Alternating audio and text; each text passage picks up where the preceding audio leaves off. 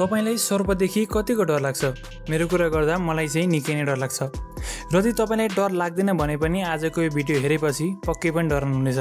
किनकि आजको भिडियोमा म तपाईलाई संसारमा भेटिएका 5 सबैभन्दा विशाल र लामो सर्पको बारेमा बताउने छु, जसमध्ये कुनै लोप भइसकेका छन् भने कुनै आज पनि जंगलमा राज गर्दैछन्। आउनुहोस् आजको भिडियो सुरु गरौँ। Indian Python. यसको साइन्टिफिक नेम पाइथन मोडुरस हो। यो सर्प दक्षिण एसियाको भारत, पाकिस्तान, श्रीलङ्का र हाम्रो देश नेपालमा पनि पाइन्छ। यसको एभरेज लम्बाइ 10 देखि 21 फिटसम्म हुन्छ र यसको तौल 100 किलोग्राम भन्दा बढी हुन्छ।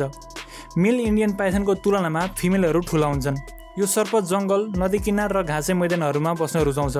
व्यवहारको कुरा गर्दा यो सर्प निकै नै अल्छी हुन्छ र रातमा मात्रै एक्टिभ हुन्छ, त्यो पनि केवल शिकार गर्न वा आवश्यक पर्दा मात्र। यो विषालु हुँदैन, अरू जनावरले आफ्नो लामो शरीरले बेरेर मार्ने गर्छ। Reticulated Python.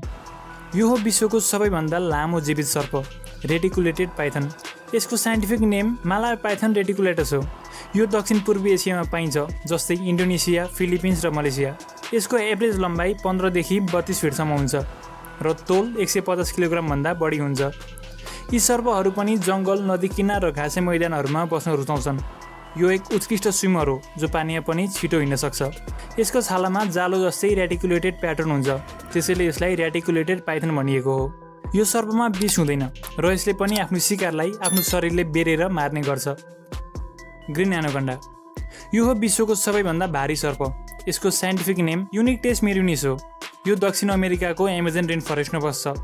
यसको लम्बाइ 10 देखि 30 फिटसम्म हुन्छ र 12 इन्चसम्म मोटो हुन सक्छ र तौलको कुरा गर्दा 250 किलोग्राम भन्दा बढी हुन्छ। यो धेरै जसो हिलो, नदीहरू र जंगलमा बस्न रुचाउँछ र अरू जस्तै यो पनि रातिको समयमा मात्रै बढी सक्रिय हुने गर्छ।